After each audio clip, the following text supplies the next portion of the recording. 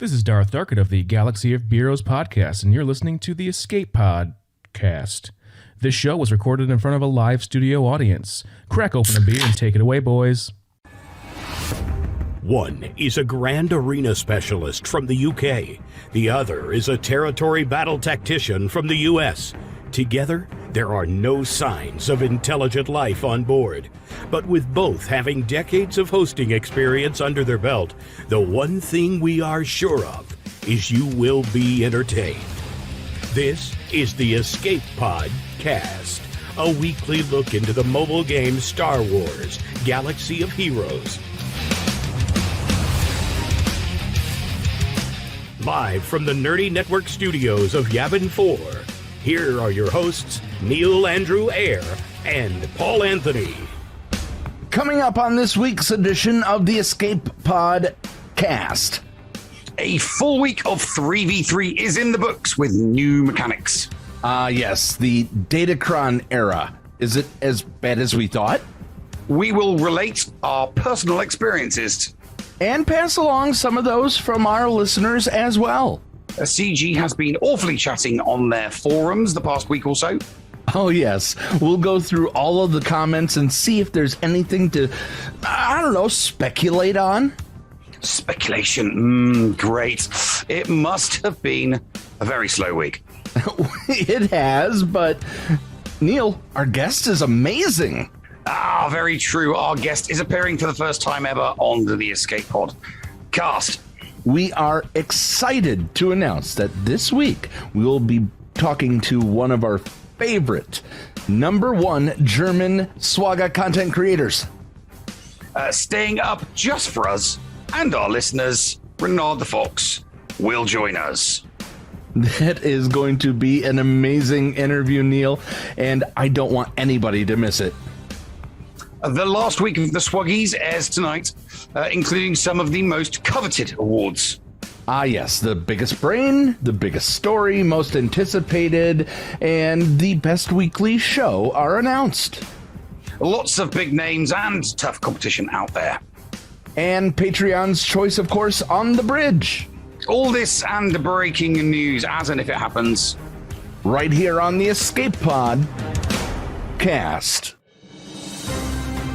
The Escape Pod Cast News.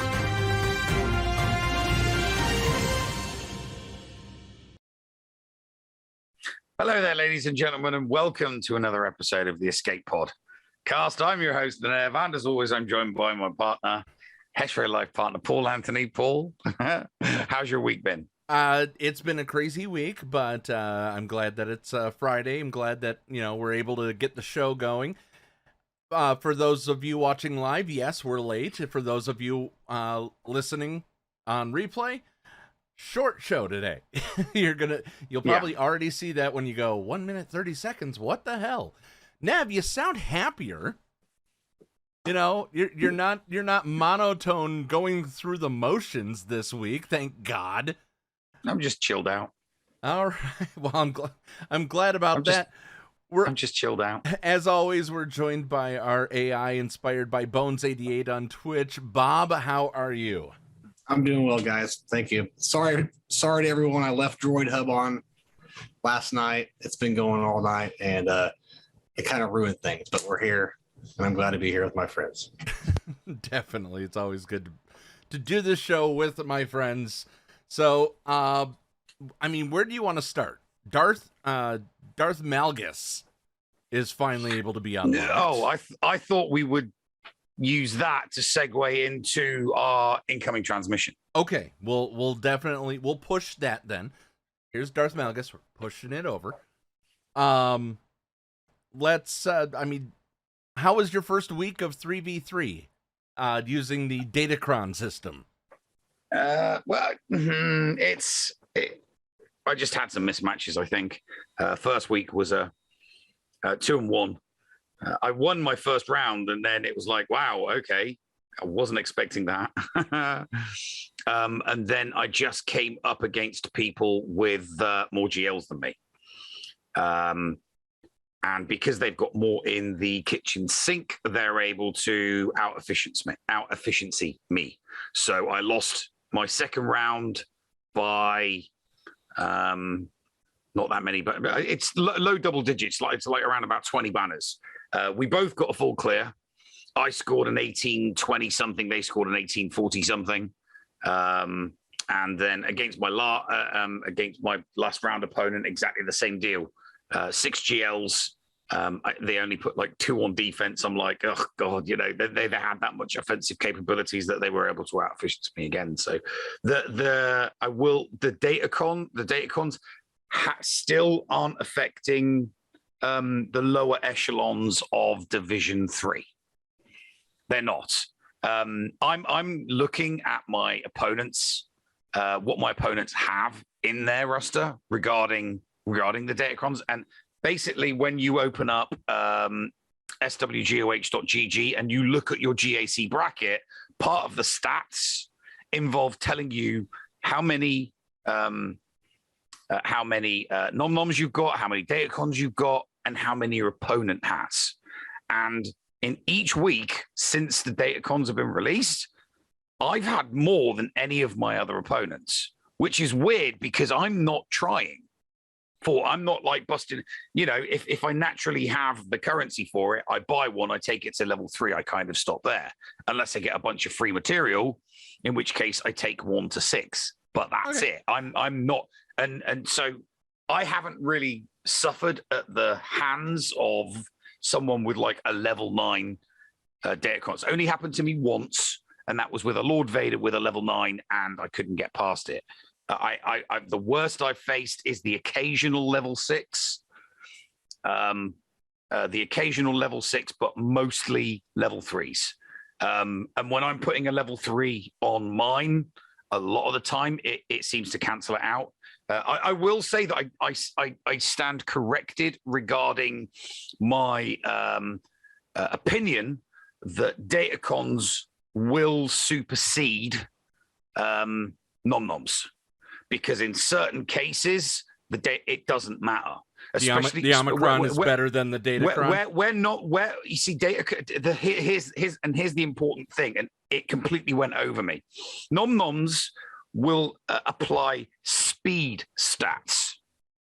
So a character will apply extra speed to the squad with some of the nom-noms. Some of those Omicron abilities, there's speed and turn meter involved, right? The Datacrons, especially with set 1, no speed, no turn meter. Set 2, yeah, there's turn meter in there, but not speed. So I don't think we're ever going to see a speed item on Datacrons. So regarding data, because I faced a lot of people that put Datacrons down on characters that had that, and there was some involvement with them with regarding speed or with regarding protection and health regeneration. So the Iden Versio Omicron stands on its own. Datacrons be damned. Same with the Xanacron. There are just a handful of Omicrons out there that I just blanket said all of them have been negated by Datacrons. So I stand corrected there. There are exceptions to that rule. So my experience with it, I went 0-3 the first week because I can't. Both, it's been a crazy week, and I just loathe 3v3. Yeah. I understand Noob makes a good joke about 3v3 Grand Arena later on in the show during the SWOGGIES, so that'll be a fun joke to listen to, but. It really is a pain to go into a mode that the game was not originally built for. Well, it's not. I don't think that is a particular. Don't get me wrong. I mean, it's a perfectly legitimate opinion. I just don't think it's particularly well grounded because. Datacrons, relics, and Omicrons, though all of those things have made it difficult. Because if you go back to the old days where it was just Gear 12, right? no Omicrons, no Datacrons, no different relic levels. All the teams, the maximum you could take your team to was gear 12, and pretty much everybody could achieve that. You know, Grand Arena back then, it was great because it would switch from 3v3 to 5v5 to 3v3 with ships to 5v5 with ships. It would, so 3v3 worked fine, and it was fun and it was interesting back when it was more of a level playing field. Why did they not just take why did they have to go to 3 weeks? And why didn't they just go, okay, fine. You get to play each type during a championship in the week. The first week it's 5v5 standard. Then it becomes 3v3. Then 3v3 with ships, and then back to 5v5 featuring ships. So you end up. I would have loved to see that everybody's, each person gets their little strong suit every championship instead of just what we're getting back and forth. This doesn't set up for how things should be in a skill rating system. If you have two different things going back and forth, it's not your skill at Grand Arena, it's your relative skill during this time period because you're playing 5v5, and then your relative skill during 3v3. Yeah, I mean, I could understand the merits to doing something like that. I suggested it back when we were still running on version 1 and version 4 of GAC. When it was 4 weeks in a month, that would have been the perfect time to say, well, let's do all 4 formats in a month.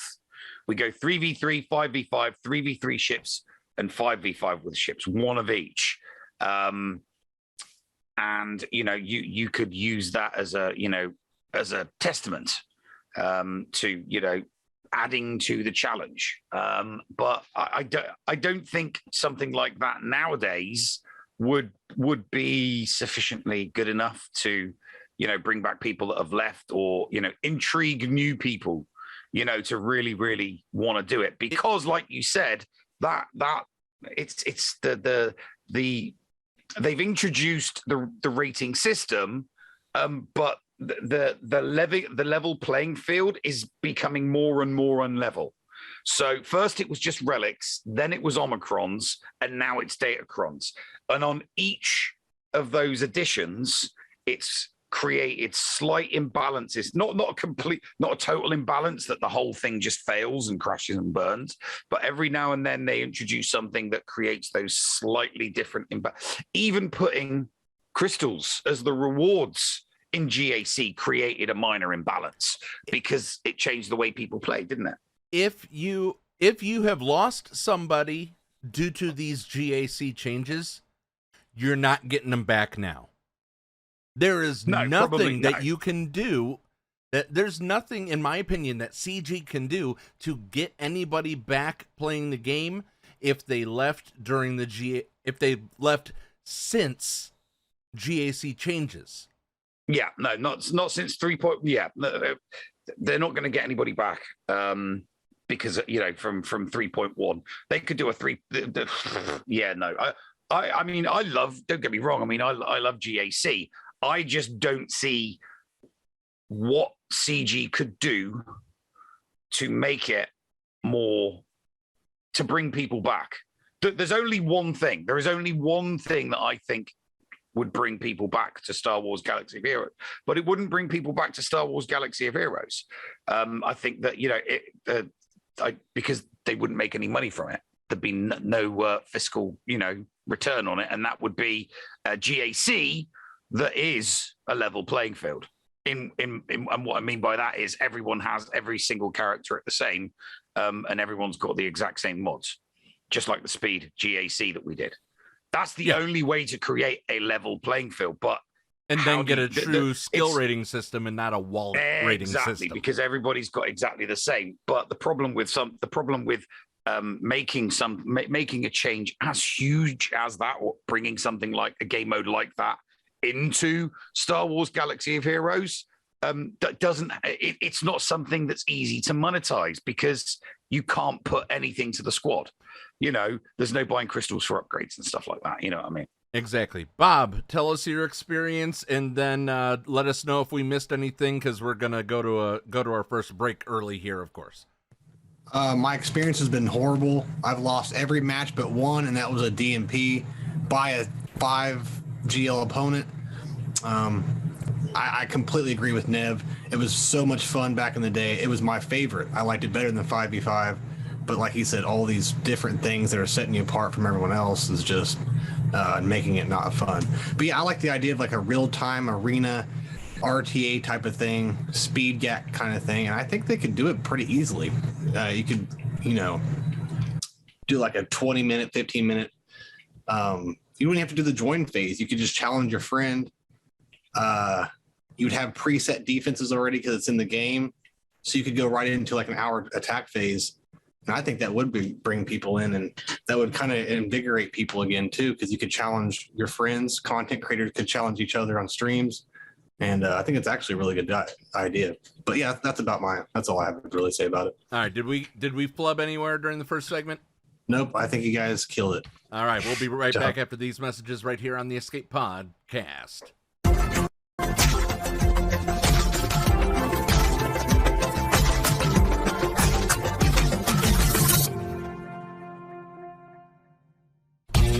HotBot in HotUtils is one of the most comprehensive tools for Star Wars Galaxy of Heroes. With integration into the super useful mod tool Grand Ivory, HotUtils can help you tackle some of the most difficult aspects of the game. Not sure how to mod your roster for a certain game mode? Use one of the many filters that automatically assigns the right mods to the right character in accordance with your guild needs. Now with the digital features that can assist you and your guild officers in territory battles and territory wars, HotUtils is an amazing value. And don't forget the useful tools for yourself in Grand Arena, like the in-depth and customizable compare feature. Got multiple accounts like Neil, but not the time to remod them all? With this one-stop utility, you can switch between your alts and never miss a mod upgrade or a mod switch before locking into GAC or territory wars. Starting at just $5 a month, you don't want to miss out on these great tools.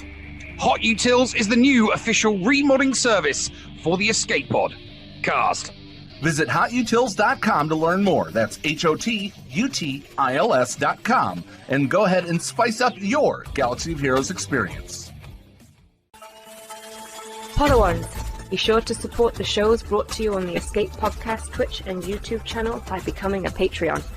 For as little as $2 a month, you can support us and get a little extra for yourself. With tiered rewards including after-show access, inclusion in the GA Center leaderboards, behind-the-scenes access, and much more. There is something for everyone on our Discord server. Head on over to Patreon, that is patreon.com/The Escape Pod, and sign up today. Thank you for supporting and listening to the Escape Podcast.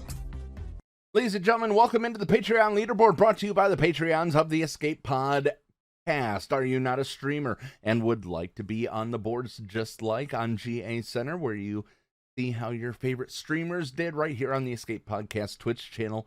If so, sign up at patreon.com/theescapepod at the Kyber Combatant level or higher and get your name on the list. We have 2 new competitors joining us next month.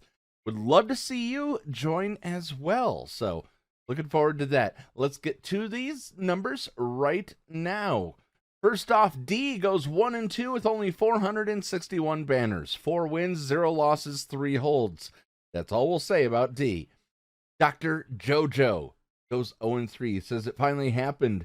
0-3. I'll use this space not to recap my week, but to give a shout out to Order 66 41st Division, my guild for the last 6 months, frequently in the top 5 in TW ranks, including finishing number 2 this month, is going the way of the dodo. Despite having top 10 Datacron amounts in the game, this Datacron game for Territory Wars was simply too much for myself and the other Territory War officers to want to do. Best group of people I've ever had the pleasure of gaming with. And then he posted a picture and says, I'll be sitting out the rest of 3v3 and reappraising how competitive I'll be in 3v3. And even in GAC, when I get back from vacation, we may very well see an 0-9 Dr. JoJo this month. We'll see if he gets the itch, if he signed up or not. All right. He got 3,597 banners, 36 wins, 16 losses, 19 holds. Horse Strong goes 3-0. He says 3-0, not much to say considering 2 of my opponents did not show. So, considering my well-known stance on 3v3, I'll take what I can get. Well, definitely take 2,409 banners, 22 wins, 3 losses, and 13 holds. Hot Sauce, creator of HotUtils, goes 1-2, 30-30 in banners, 29 up, 18 down, and 18 stops. And Sephiranus goes 2-1, 2,745 banners. 2-1 for Seph. Nice job. He says the only fun thing this iteration is I got 9 holds in round 3. Your 9 holds in round 3 doesn't show up for some reason on this. It says you went 25 wins, 11 losses, and 6 holds. We'll check with SWGOH.gg on that information. So anyway, moving on, I've rejoined the Patreon leaderboard, giving up the competitive aspect of GAC. I went 0-3 last month, 1,360, or not last month, last week, 1,364 banners, 15 wins, 3 losses, 4 holds. It was a hectic week, and I'm going to put it at that. Taking a look at the board, Force Strong, topping it at 3-0 with 2,409 banners. Sephiranus, alone at 2-1, 2,745. Hot Sauce and Dia, 1-2, 30-30 and 461 respectively. Dr. JoJo and I at 0-3, and of course Dr. JoJo has the bigger banners. The question is, can I overtake Dr. JoJo if he really does not play?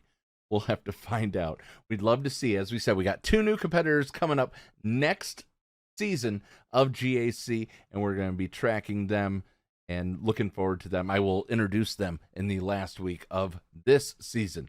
But till then, sign up at patreon.com/theescapepod at the Kyber combatant level or higher, and we would love to see you too. Be nice to each other, damn it. Coming up after these messages, more of the Escape Pod. We want you. Join the GAC chain gang today. This is the commander of the 506 Procrastination Battalion and the leader of the GAC chain gang. I am sending out a call to action for any SWGOH content creators on Twitch who would be willing to broadcast their GAC attack rounds. We are an amazing group of content creators who are dedicated on streaming Grand Arena Championship attack rounds on Twitch. The idea is to provide continuous content back-to-back from one streamer to the next and allow the viewers to enjoy more SWGOH content as well as enjoy the variety of streamers that are currently present in the group. If you are interested in joining the chain gang, please reach out to myself on Discord at AndyB's #7465, or you can send us a message on our Twitter page at ChainGAC. Join us today. We have your back. You're listening to the Escape Pod Cast. Welcome back to the show, ladies and gentlemen. Little break there, short segment. And we've got another short segment as well, haven't we, Paul? Yeah, it's another it's another short segment. Just a few things that I wanted to touch on. I was going to go more in depth with everything that CG has commented.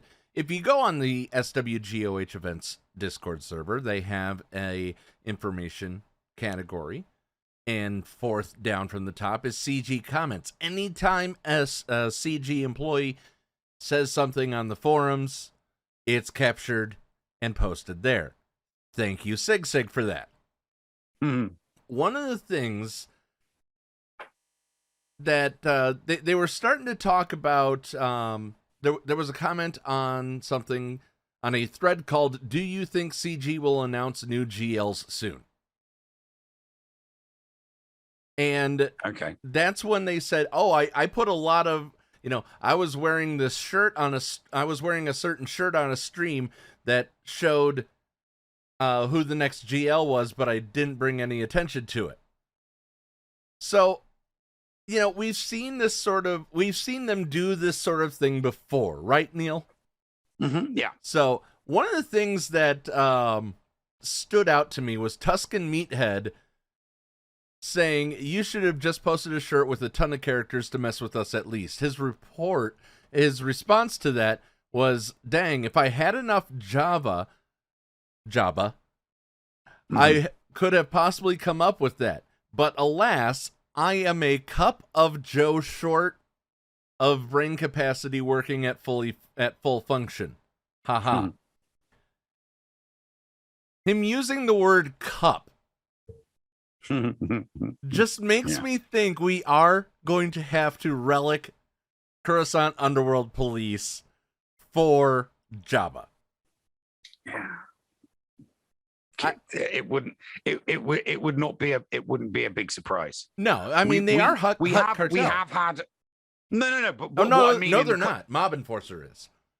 Yeah, no. What I mean in the context of every GL, there's always a couple of characters in there that you just think to yourself, "Oh God, really? Do I really have to relic that character?"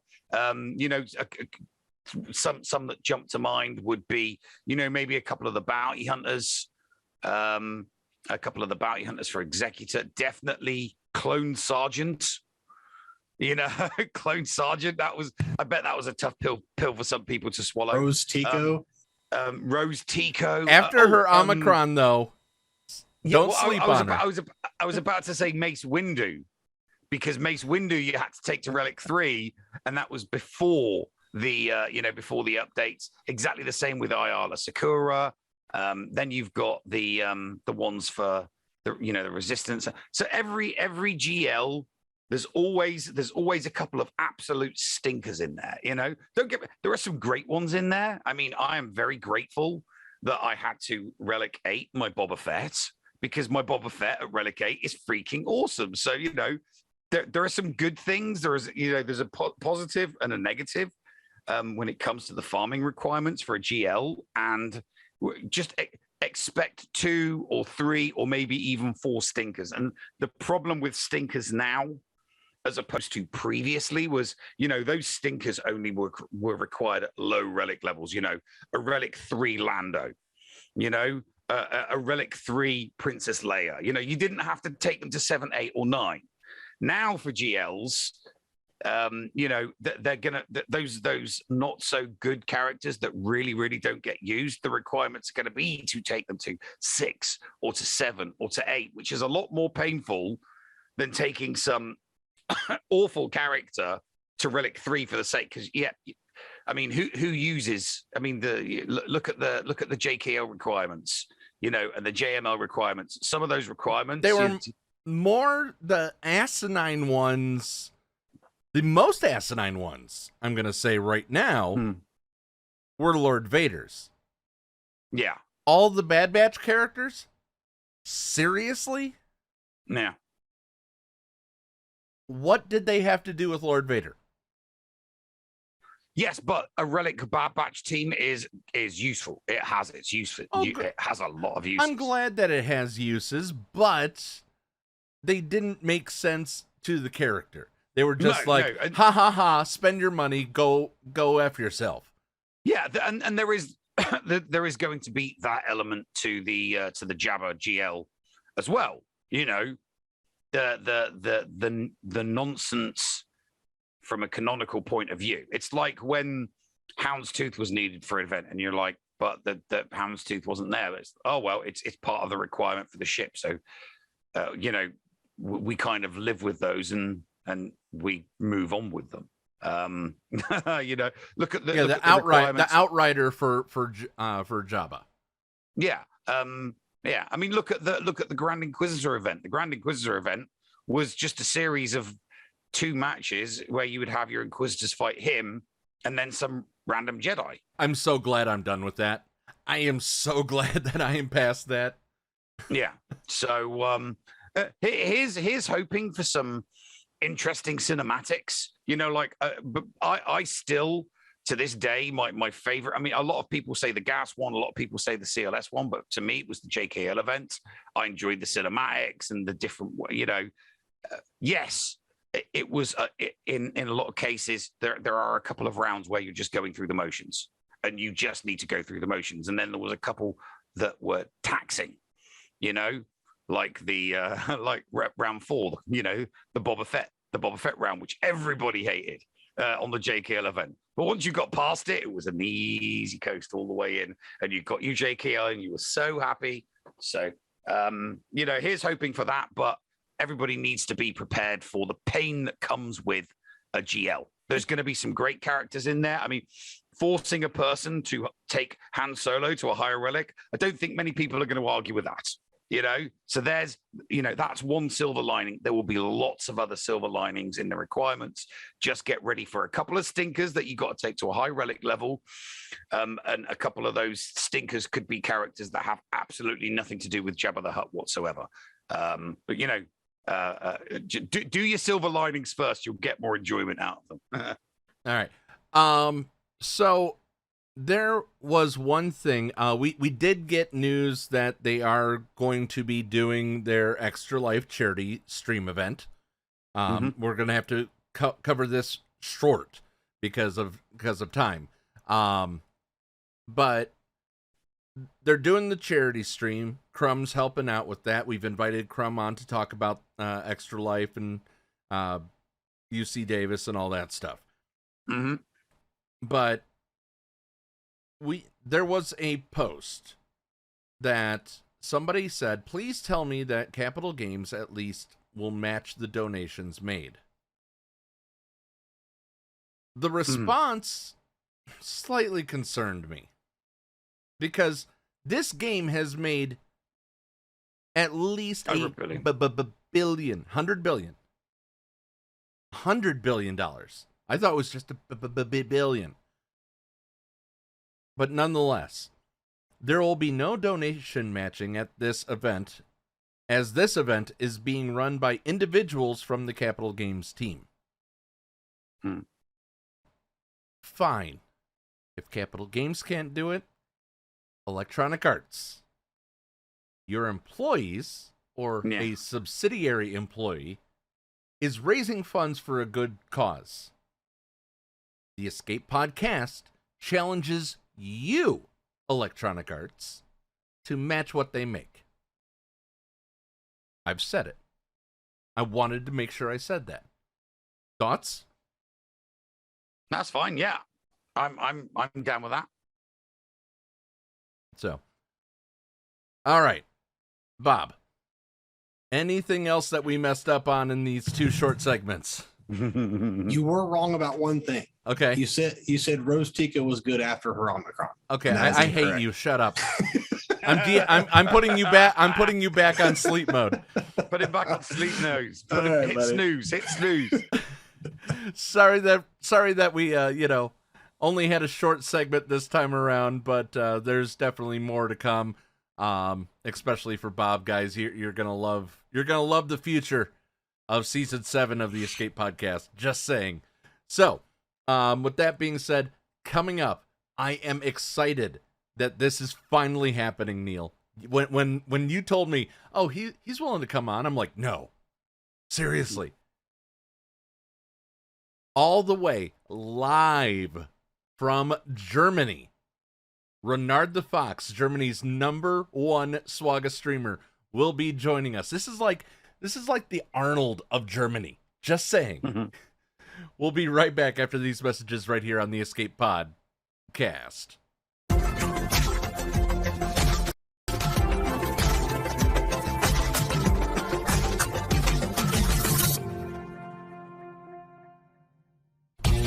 HotBot in HotUtils is one of the most comprehensive tools for Star Wars Galaxy of Heroes.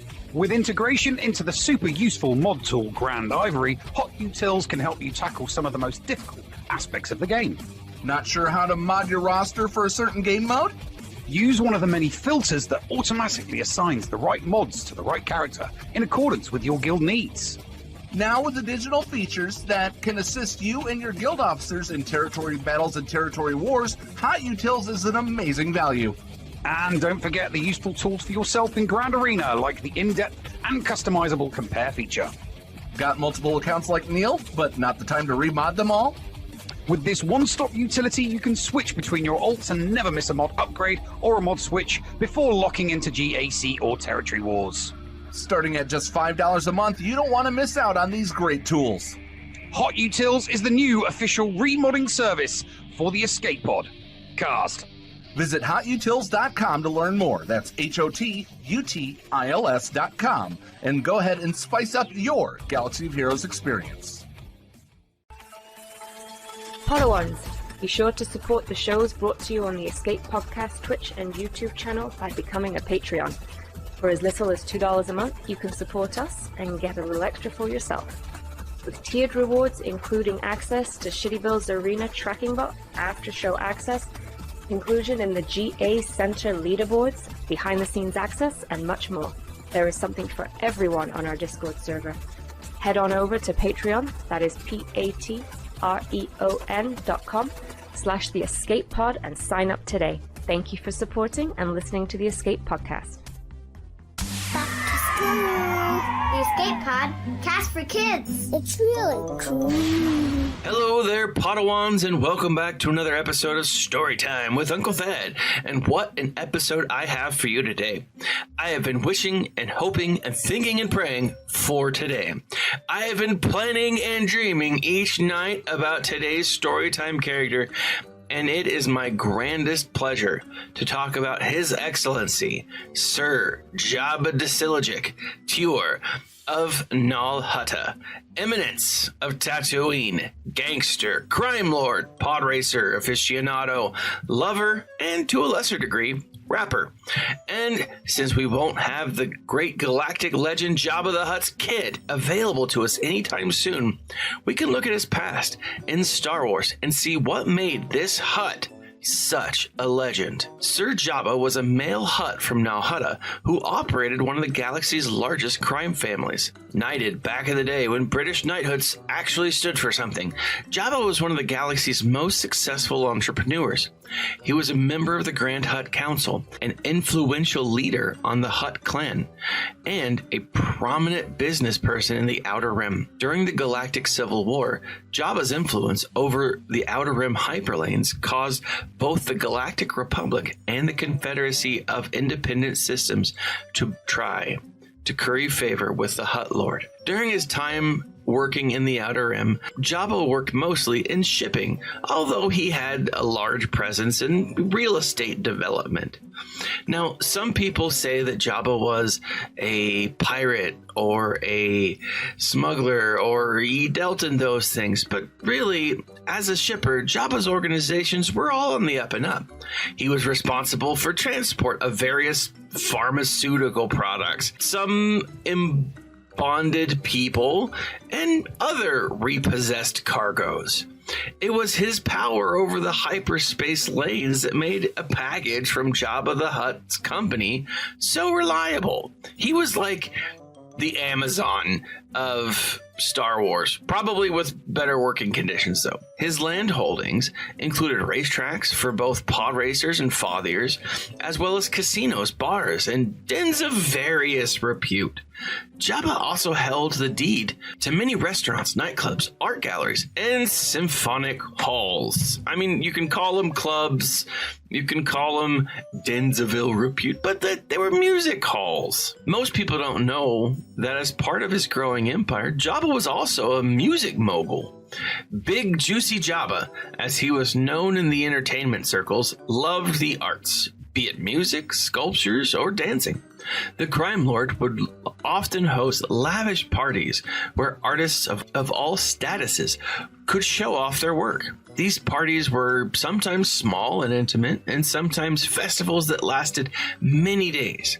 The Boonta Eve pod race was the culmination of one such party. Artists from all over the galaxy would present their work to Jabba. If Jabba enjoyed the work presented, he would become the artist's patron, sometimes sending them on tour and sometimes giving them residency in his fortress on Nal Hutta or on Tatooine. Talents like Lend Me, Grieta, Rystal Sant were seen on many occasions performing for the Great Hutt. Vocal performers such as Max Rebo and the incomparable Joe Yauza actually owe much of their success to Jabba's patronage. Not all were happy with Jabba's influence in the arts. It's rumored that both the Black Sun and the Pike syndicates had put a price on Jabba's head after a popular speaking act was captured by the Empire.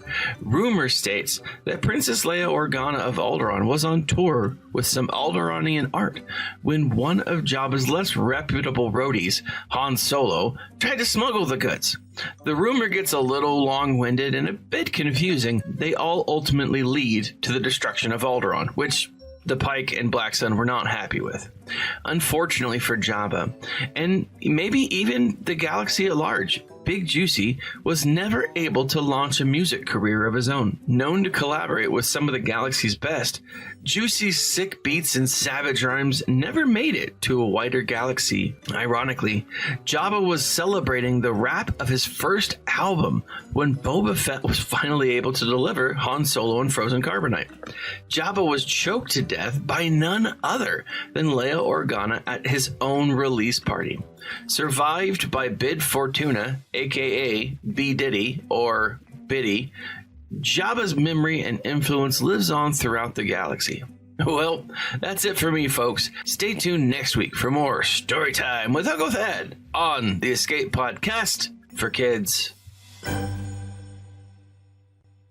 Hello, friends. This is Thaddeus from Going Nerdy, and I approve this message and am compensated for signups for this service. The world's largest audiobook library is at your fingertips, and the Escape Pod Castaways wants you to try it for free. Head on over to escapepodcastaways.com and click the Going Nerdy offer button to claim a free audiobook and 2 Audible originals. Cancel anytime, and it's absolutely free to sign up. Check out Audible and support the Escape Pod Castaways. All for free. See Audible website for details. Restrictions may apply. Hey there, listeners. Merchandise specialist Critty K here. Do you enjoy the Escape Pod and want to support the channel and get something a little extra for yourself as well? Head on over to tpublic.com/user/theescapepodcast and grab a Team Neil, Team Paul, Critty Play, or many other fun Padawan designs on your choice of shirt, cup, sticker, mask, or even a magnet. And be sure to check out the Mrs. Anthony Shirts channel on the Escape Podcast Discord and get the latest info on the other designs I make as well. Sometimes there's even a sale going on, so it is smart to stop on by. Thank you for supporting the Escape Podcast. Attention, we are receiving an incoming transmission.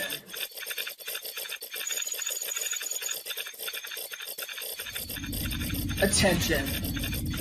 Attention. We are receiving an incoming transmission. And welcome back to the show, ladies and gentlemen. This week's incoming transmission is someone we haven't had on before.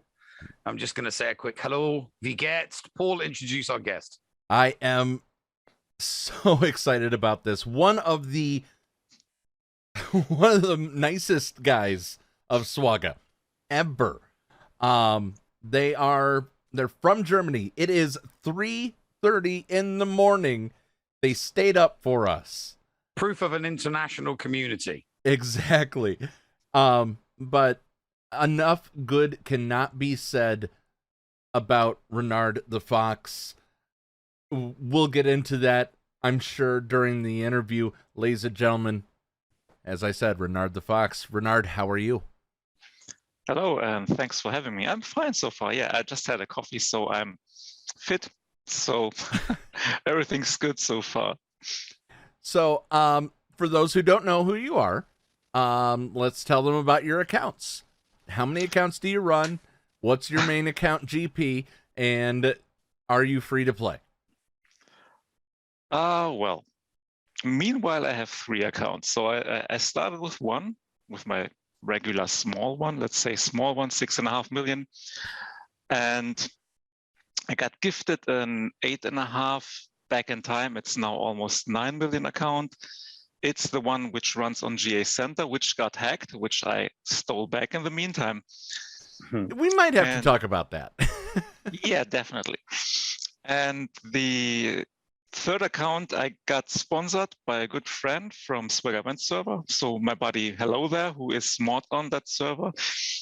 He heard that my account was hacked previously, and he said, that's crap. He doesn't like it, and he said, yeah, let's try to give you another one, a new one. And this is a 9.2 million account now, which I have in addition. Wow.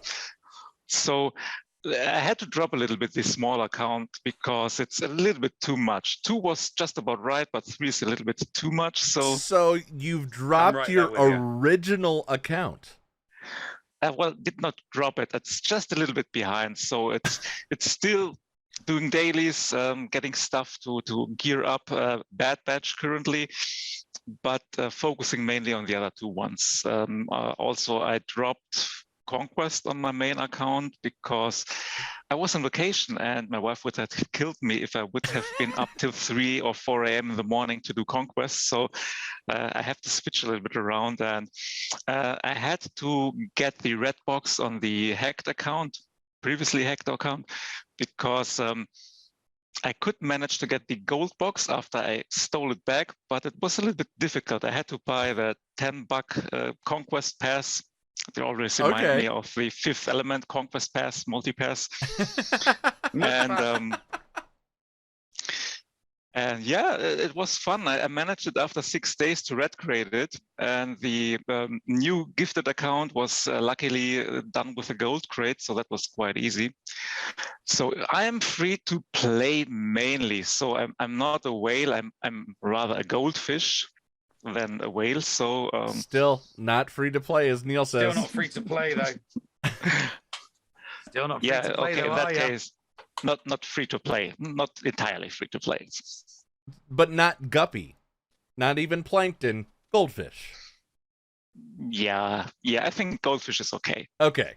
Not a dolphin, but a goldfish. So, what's your favorite part of SWGOH? Pardon? What's your favorite part of Galaxy of Heroes? Grand Arena. Despite the Datacrons currently, which are a little bit changing the game and make life a little bit more difficult. Personal opinion is Datacrons should not be applicable for GLs, my personal opinion. Overall, the idea is not bad, but still. But overall, I still enjoy it. Grand Arena is still fun. And yeah, it's a little bit more mind play now and think about how to set defense. Also with Malgus now. And perfect segue. I'm going to turn you over to Neil. You guys wanted to bring up Malgus and ask about that. So, Nev? Yeah, but obviously there's been a lot of hype behind Malgus. So it'd be nice to, I thought it'd be nice to get somebody on that actually activate. So a lot of people in anticipation for Malgus saved up to take him straight to Relic 9. Did you go that drastic? No, I went on both accounts to Relic 5 and went mainly on speed. Problem is I did not have enough of health mods with health primaries. So it's a little bit a mix of offense and what leftovers I had. So I had speed of 280. Health pool is about 90k on both accounts. Not great, but it's okay. So I tested it a little bit now on Darkside GOTB, and in comparison to my small account where I don't have him, Sith Empire with and without Malgus, it makes a difference. It's interesting to see how much it makes a difference. Where I did like the death mark from Darth Revan, Malgus is a little bit more like, oh, okay, it might take a little bit longer, because he's not modded well, but overall it's pretty solid. So not that big issue than with the previous team. So I like it very much. I had it now 2 times on Grand Arena. First time a Relic 4 one with 120k health pool, which I could gas it. Today I had one with 160k Relic 7. And gas got demolished. So I could clean up with, interestingly, Padme with Ahsoka and Mace, which took almost 5 minutes just to clean up a solo Malgus. So And that didn't work. You're talking 2 meta teams to take out a Malgus squad. Or I mean, a GL would probably do it. A GL would have done it easily. Last week, where does he match in comparison to someone like Starkiller? Because I think Starkiller is the only legitimate character that you could compare this Malgus to. Did I ever mention how much I hate Starkiller? Because of the Grand Arena Omicrons. Yeah, with the Grand Arena Omicrons, I think he's not that far behind Starkiller. A little bit maybe, but not that far. I mean, Starkiller is, well, I think you saw the clip I sent a few weeks ago, how much I hate Starkiller teams. I saw that. If we ever faced each other, you'd hate me because my Starkiller would be on defense. Yeah, mine is also in defense. I don't know if this is it a rated R stream? Because I need to be a little bit careful of what I'm saying. So yeah. Neil has not dropped an F-bomb yet, so we still have that one we're allowed. Okay. No, Starkiller is, for example, real big pain in the ass because even with a GL, and that's the funny thing. On the one account, I throw in Slicker and lost.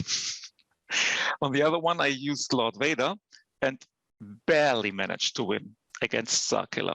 So I think this is something that wouldn't happen on Malgus. Actually, I didn't try it, but from what I saw today, I don't think that would happen that extremely.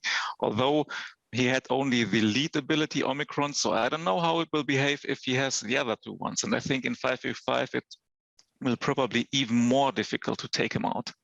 Mm-hmm. So you think that the real test of his abilities is going to be grounded in 5v5 as opposed to 3v3? Because Starkiller is better on defense in 3v3 than in 5v5. 100%. Yeah.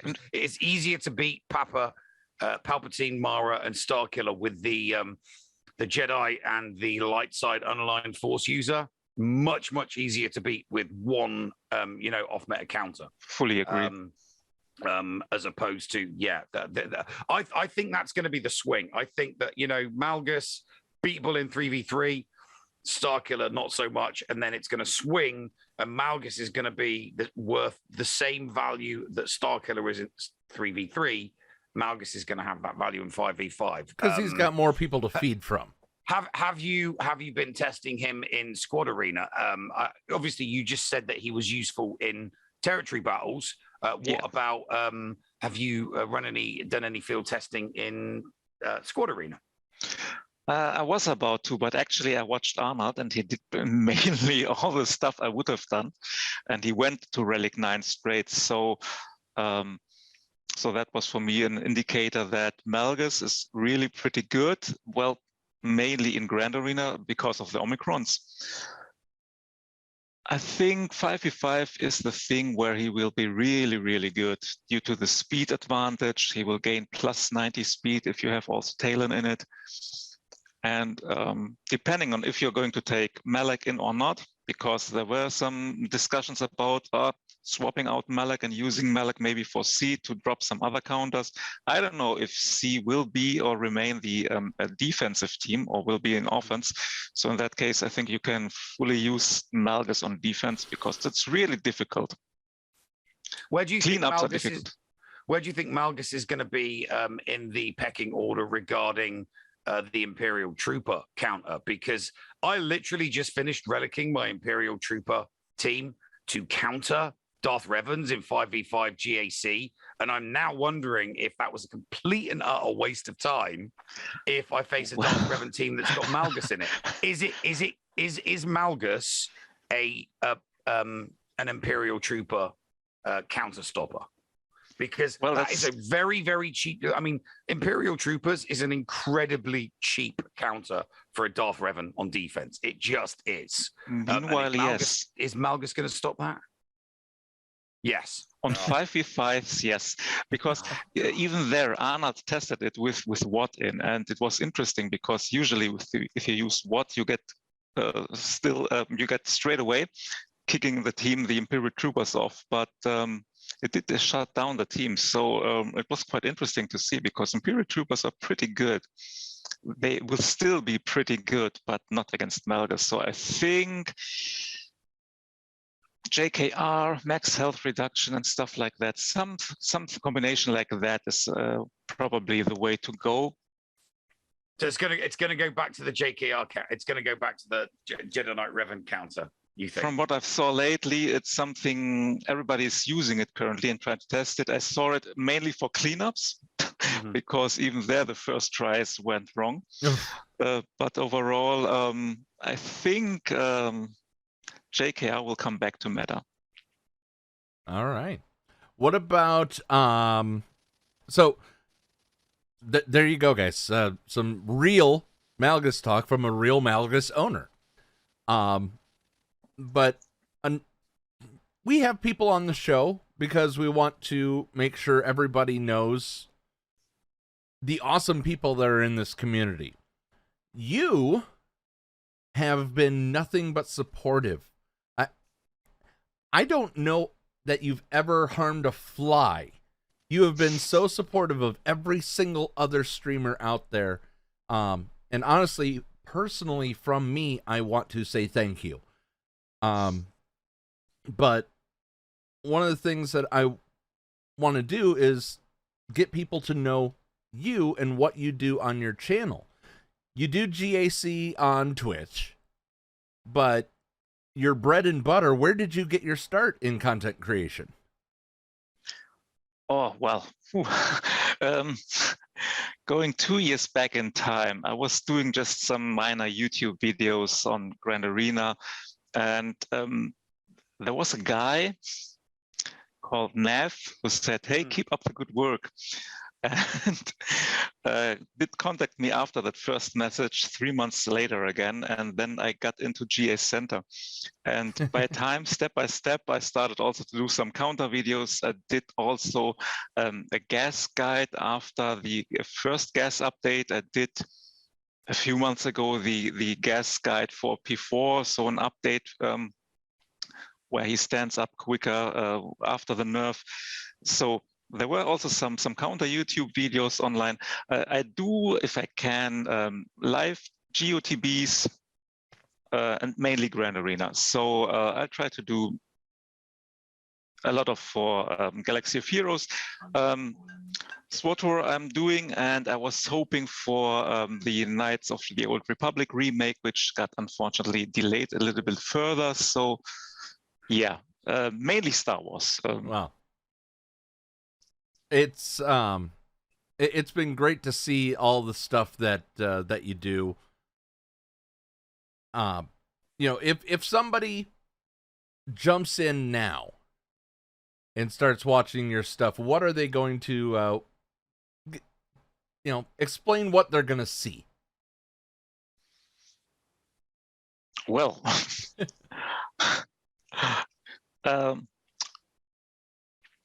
last stream it was like that. That's why I asked, is the stream rated R or not? Because sometimes I start talking. Your Wampa did not get a chance. I saw that. I was like, no. Hey, can this Wampa do this?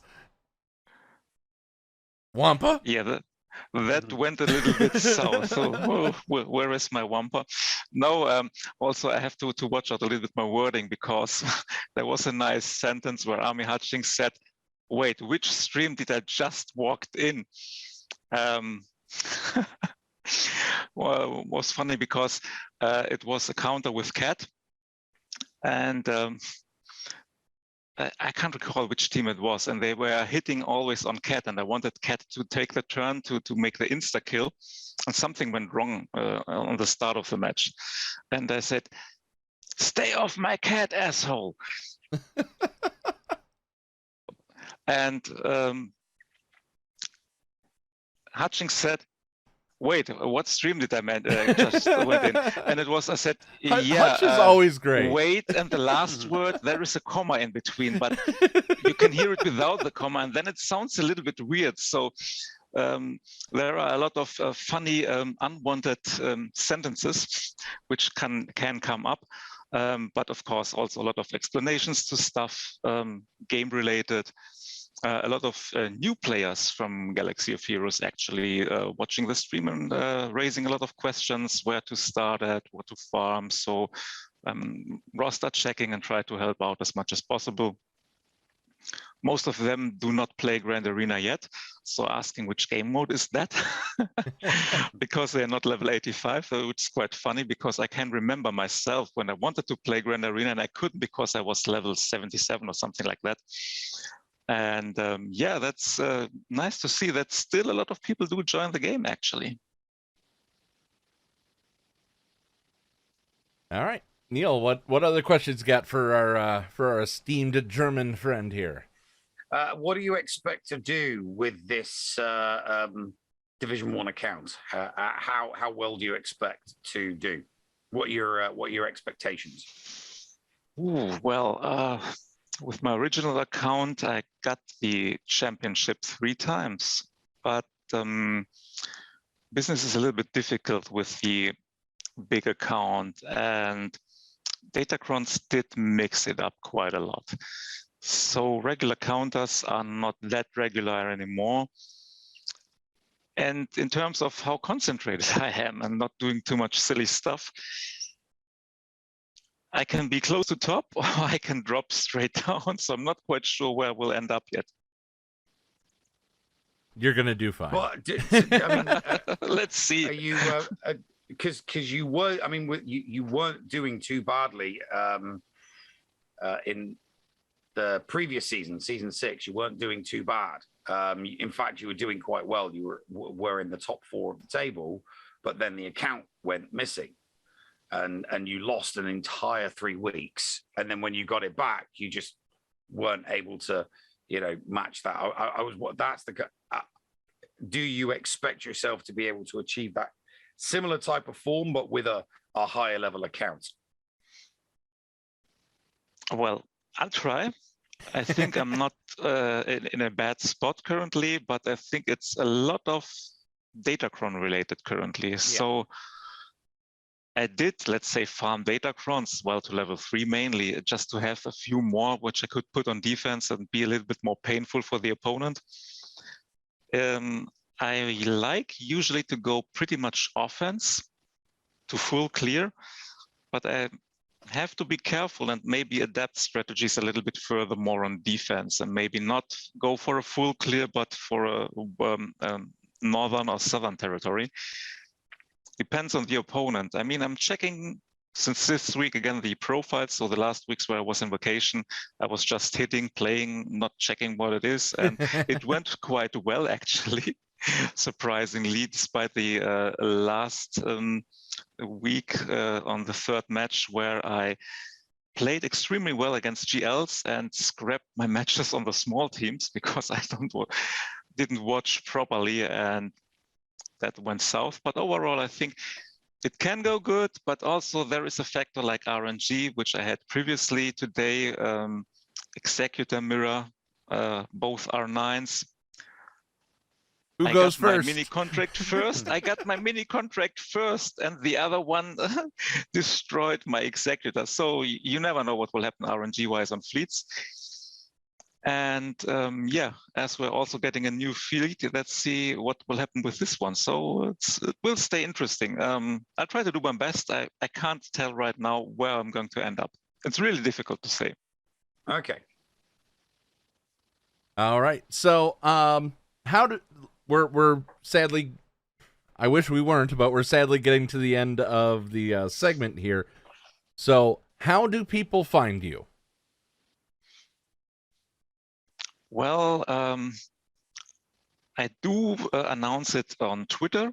I do send some notifications out on Discord, and if somebody watches out or is looking on Twitch for Swagger, and you can find me. So, so in the chat, I have your Twitch link. I'll put that in the show notes. But what's your handle on Twitter? The same name. Renard the Fox. Exactly. Same name, same logo. Same name, same logo. And then I'm guessing same for YouTube and same for Exactly. So, you're not that difficult to find. I don't have to, Usually spell not. things for people. No. What? I guess the last question we'll give you here is, what is your biggest accomplishment in Galaxy of Heroes? Being with you guys in GA Center, being in this community.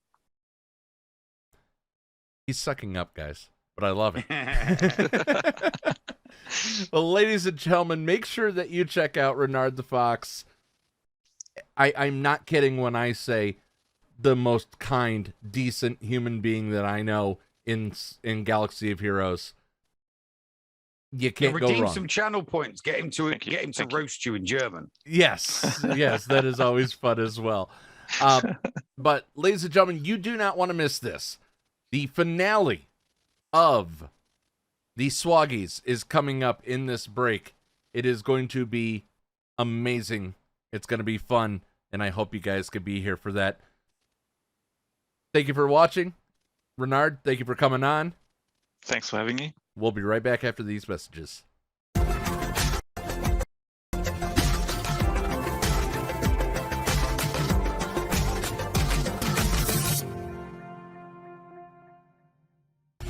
HotBot in HotUtils is one of the most comprehensive tools for Star Wars Galaxy of Heroes. With integration into the super useful mod tool Grand Ivory, HotUtils can help you tackle some of the most difficult aspects of the game.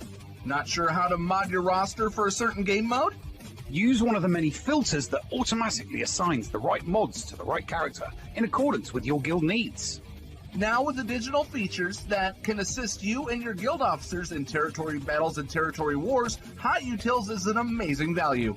And don't forget the useful tools for yourself in Grand Arena, like the in-depth and customizable compare feature. Got multiple accounts like Neil, but not the time to remod them all? With this one-stop utility, you can switch between your alts and never miss a mod upgrade or a mod switch before locking into GAC or Territory Wars. Starting at just $5 a month, you don't want to miss out on these great tools. HotUtils is the new official remodding service for the Escape Pod. Cast. Visit HotUtils.com to learn more. That's HotUtils.com. And go ahead and spice up your Galaxy of Heroes experience. Padawans, be sure to support the shows brought to you on the Escape Podcast Twitch and YouTube channel by becoming a Patreon. For as little as $2 a month, you can support us and get a little extra for yourself. With tiered rewards, including access to Shitty Bill's Arena tracking bot, after-show access, inclusion in the GA Center leaderboards, behind-the-scenes access, and much more. There is something for everyone on our Discord server. Head on over to Patreon, that is patreon.com/The Escape Pod, and sign up today. Thank you for supporting and listening to the Escape Podcast.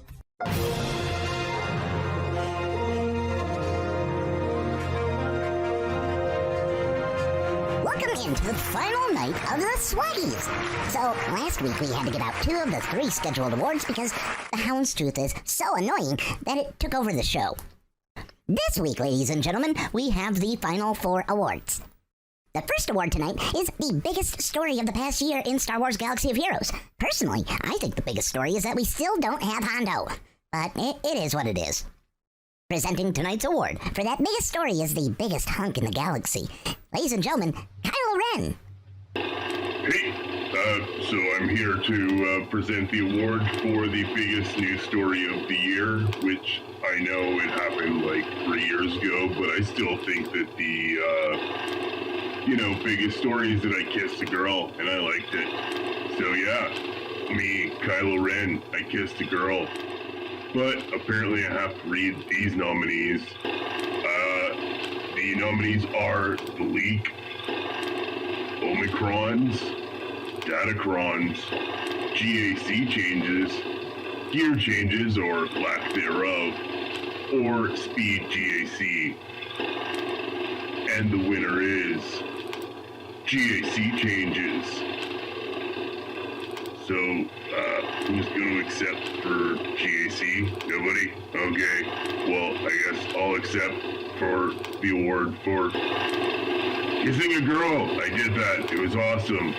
Thank you so much for the award. Congratulations, GAC Changes, a well-deserved award.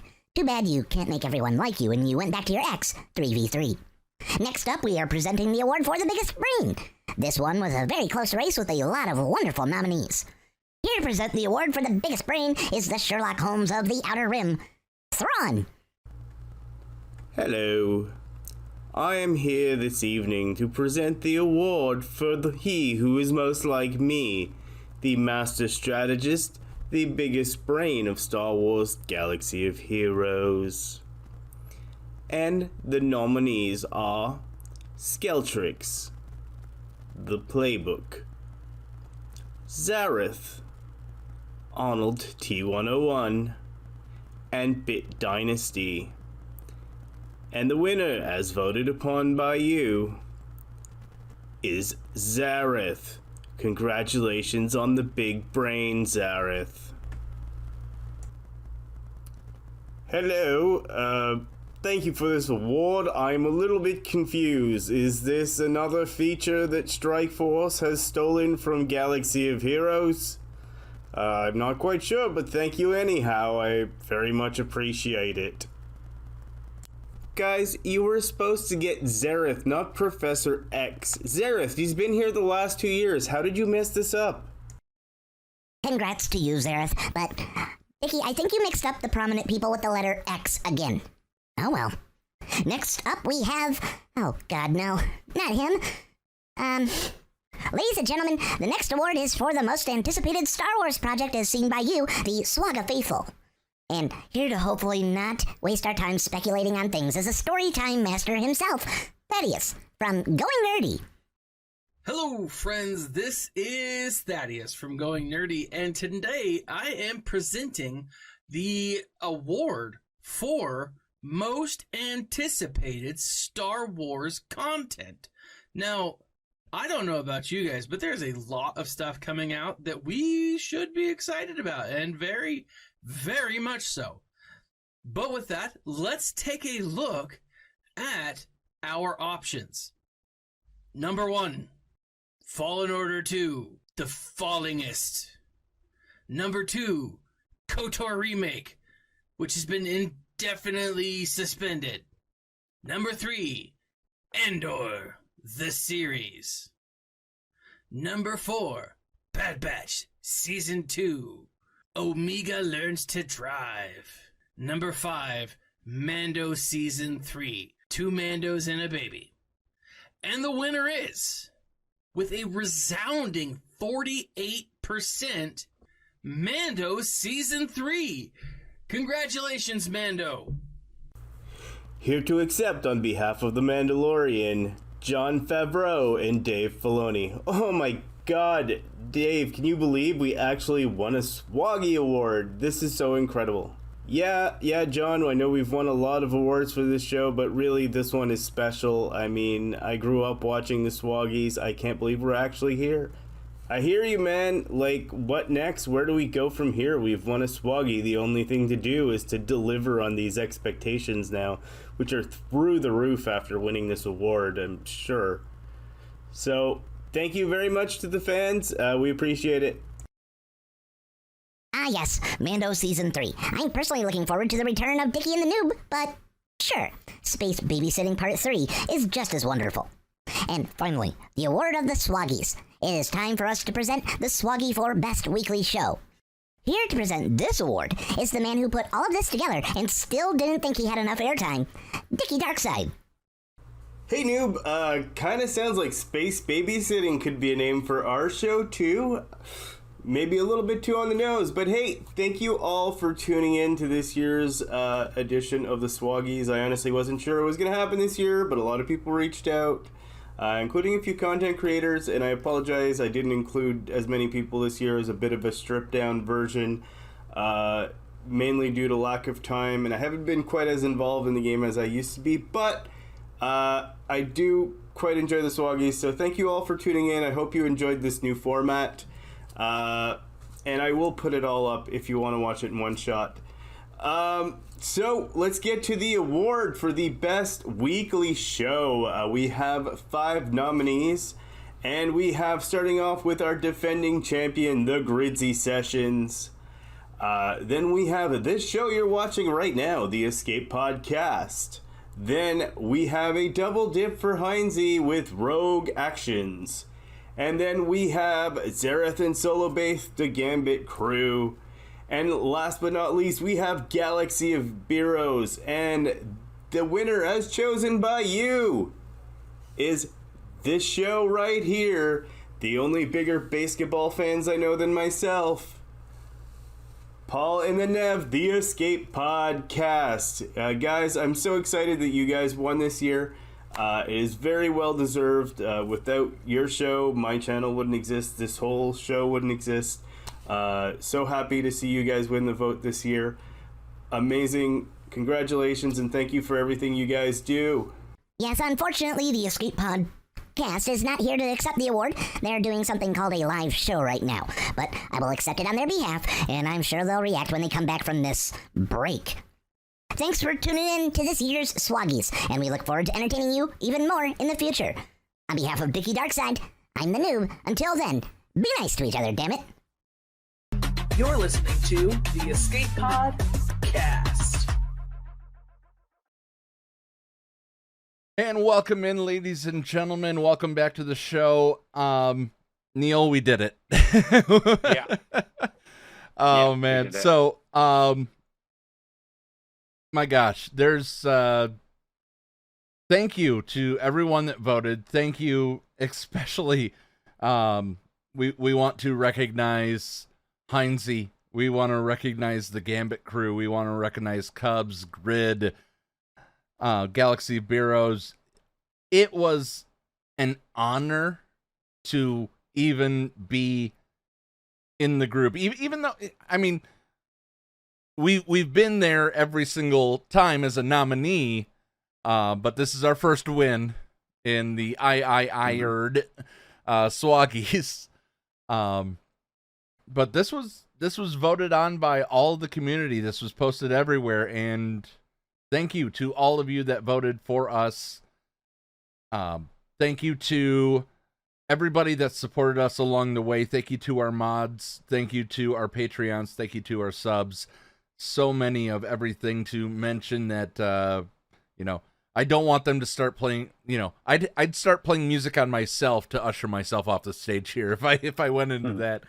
But all of you guys are great. And, you know, we'll see how we do in SWOGGIES 4. What would it be? SWOGGIES. So, all right, Neil, what do you say? We got any questions? Do you have anything to say? Oh, thank you very much for voting for us. It was, it's much appreciated. Absolutely. Very much so. All right, you know me, I'm very stoic about these you are very stoic about these things. We have 5 questions from Zaz, and he'll start out with asking. By the way, this is Patreon's choice. If you have channel points, you can answer a question. Go ahead. I have to retract an answer from last week. Okay. When we were asked what our 3 favorite Wesley Snipes movies were, I said Passenger 57, Blade 1, and Blade 2. I want to take Blade 2 out and put in Tu Wong Fu. No, and put in White Men Can't Jump. Okay. I can understand that you would do that. So, excellent. Our first question, and if you have channel points, you can ask a question using your channel points, or if you're a Patreon, it's absolutely free. Top 3 Michelle Pfeiffer films. Oh, this is good. Okay, so Batman, for sure. Batman Returns. Batman Returns. Oh, God, all right. Batman Returns. Yes, you have to get Michelle it right. Michelle Pfeiffer as Selena Kyle was just meow. Like, meow. Dangerous Liaisons. She was great in that. I thought that was I must admit I did like her in that. And I've got to go Grease too, because you know she's so damn hot in that movie. Dangerous Minds. I am gonna also say Batman Returns. The original Batman movies were definitely underrated. No, they were overrated. That's a whole different debate. Okay, fine. It's a whole different debate. But then I will have to go with, I don't know, Ant-Man and Wasp. You can go with that if you want. Yeah. All right. Tim Burton's Batman is not one of the best Batmans. I'll just say that. All right. Top 3 Schwarzenegger films. Oh God. Okay. Commando, Predator, Conan the Barbarian. All right. I'm gonna go Jingle All the Way. Batman and Robin. Oh no. And Terminator. Next one is top 3 most underrated films. Here, once again, we're talking about underrated, overrated. Okay. The Rocky Horror Picture Show, definitely. The Rocky Horror Picture Show is it's one of the most underrated. Absolutely. So I would definitely say that. Oh God, I'm struggling to think underrated. Movies that I watch that are really, really underrated. I will say, I think The Last Starfighter is underrated. Okay. What? That is that. I didn't even think of that. That would be on my list, but I'll have to figure a different one out. Yeah, definitely the Last Starfighter is very much underrated. I will actually say the Jabberwocky, which is the Jabberwocky. That is a very, very. That's a deep cut. That see, the Jabberwocky is it's Monty Python in all but name, because it's directed by Terry Gilliam, and it's got Michael Palin in it, and it's just it's got that Monty Python and Quest for the Holy Grail feel to it, without it actually being that. And it doesn't get the credit it's due because it's not Monty Python. It's just some of the guys from Monty Python. People go to Life of Brian, Meaning of Life, and Quest for the Holy Grail, Monty Python, classic movies by Monty Python. The Jabberwocky is a classic Python-esque type movie. It's just not. You got to remember, Terry Gilliam directed a lot of the Monty Python stuff. It's just that he was directing stuff that had all of the Pythons in it, himself included. The Jabberwocky was just him and basically Michael Palin. So, all right, very underrated film. So for me, 2 of them are comedies. Clue is very, very underrated. Down Periscope. Oh God. And Watchmen. How is Watchmen underrated? Nobody who underrates Watchmen. It's got a brilliant rating on Rotten Tomatoes. Does it? IMDb. Because I've heard people hate on Watchmen all the time.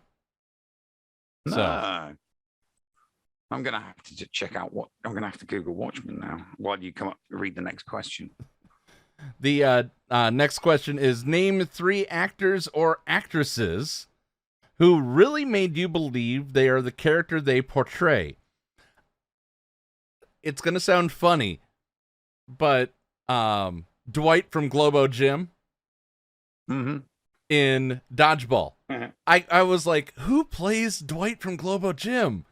Ben Stiller owned that part. Oh, yeah. Ben Stiller absolutely owned that part. It was an old character that he resurrected for the film. It was a character he'd created in an earlier incarnation on another show that he brought back for that movie. It was perfect for it. Well, he definitely was. Another one is, does Nicolas Cage as Nick Cage in that movie, does that count? Because I really thought I actually had to IMDb to see if somebody was playing his wife and daughter. I thought maybe that it was really his wife and daughter, but The Unbearable Weight of an Incredible Mind or whatever that was, fun movie. And then let me think on the third one. What do you got for three people that convinced you they were who they are. Laurie Petty as Tank Girl was brilliant. Straight off the comic strip. It's a cult classic.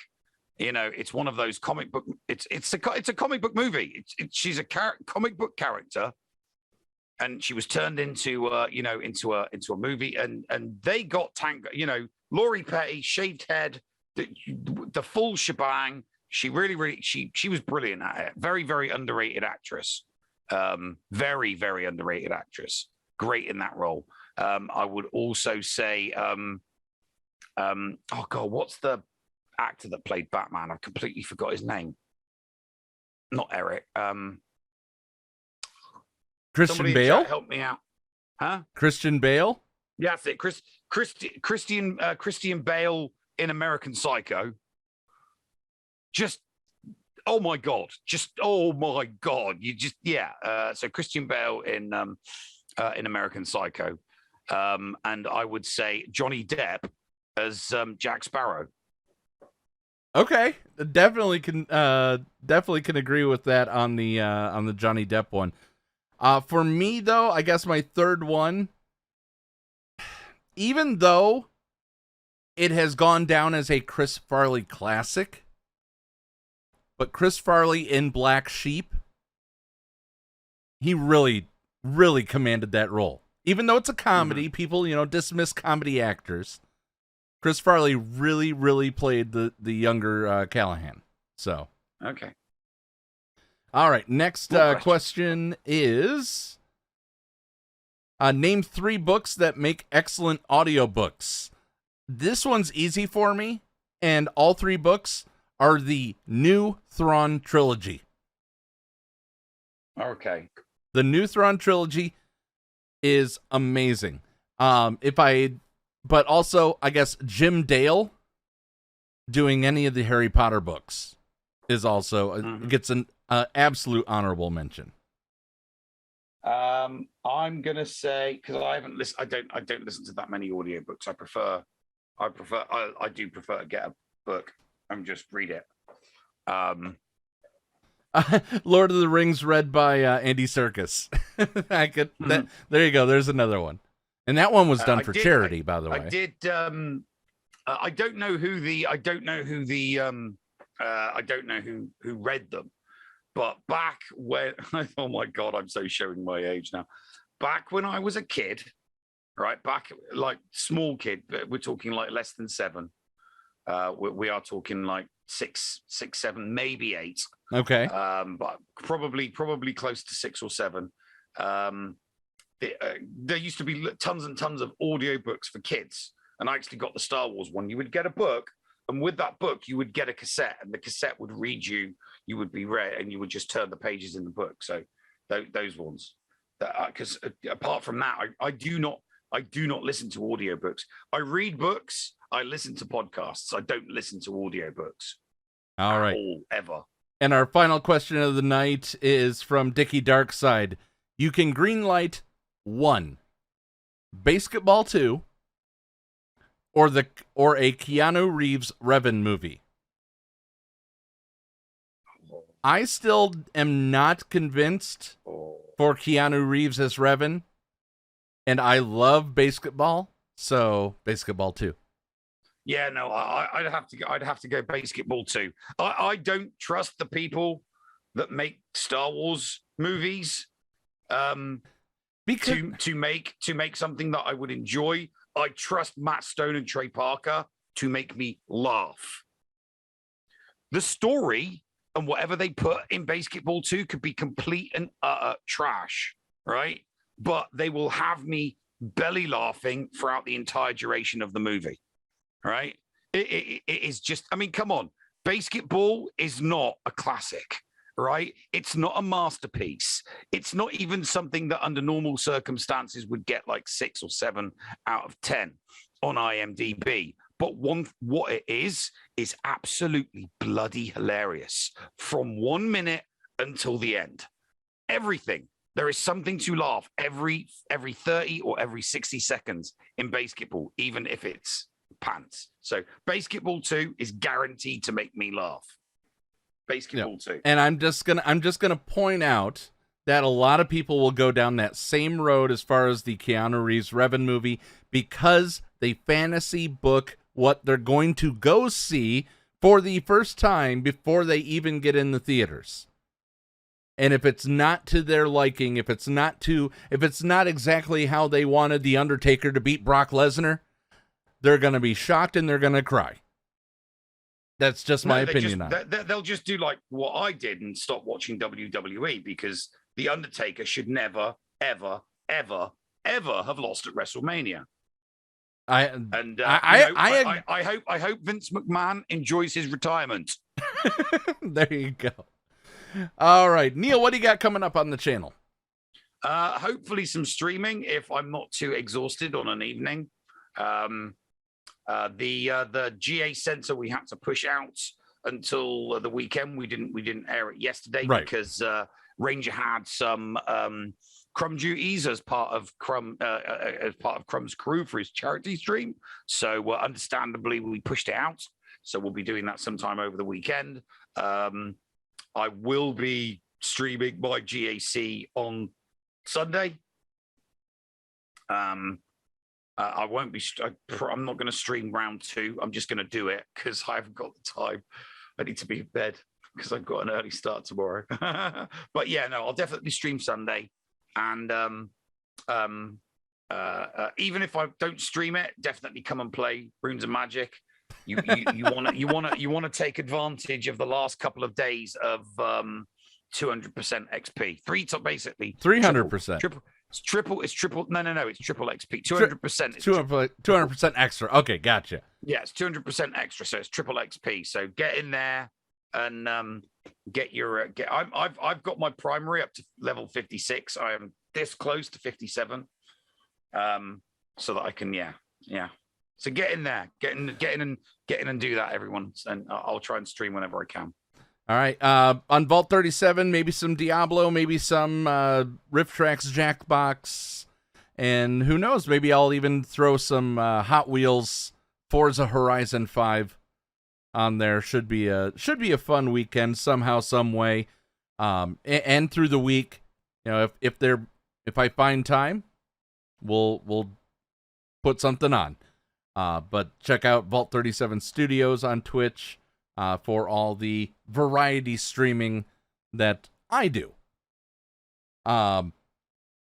Neil, anything else before we say goodbye? And then I think we're gonna send over to Tassinix because he's facing the playbook. Tassinix versus Playbook in a top 100 battle, Clash of the Titans, battle of the bosses when it comes to GAC. Yeah, Tassinix. Who won last Grand Arena Championship GA Center? Who's the season 6 champion? Yeah. All right. Well, ladies and gentlemen, thank you so much. As always, we want to thank Big Country Mags for resubscribing for 23 months, and Cass for the shiny nickel. Oh, and Benny for rating us. Exactly. That was B Pimpinelli. Yeah, that's Benny. Oh, Benny. Okay.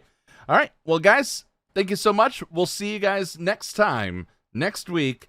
And we are trying to get a very, very special guest for our 180th episode.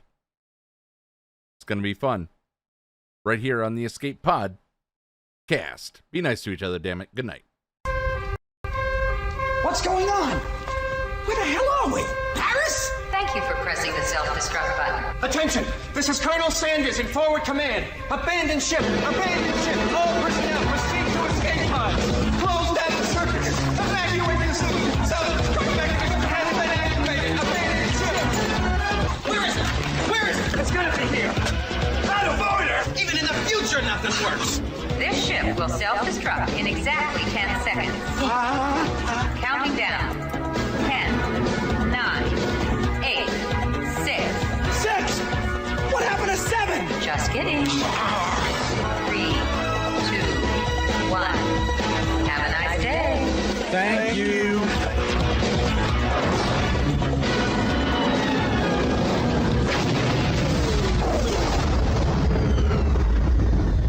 Hello, friends. This is Thaddeus from Going Nerdy. The Escape Podcast was filmed in front of a live studio audience full of tweaked out, Murder bears. Sit, Ubu, sit. Good dog.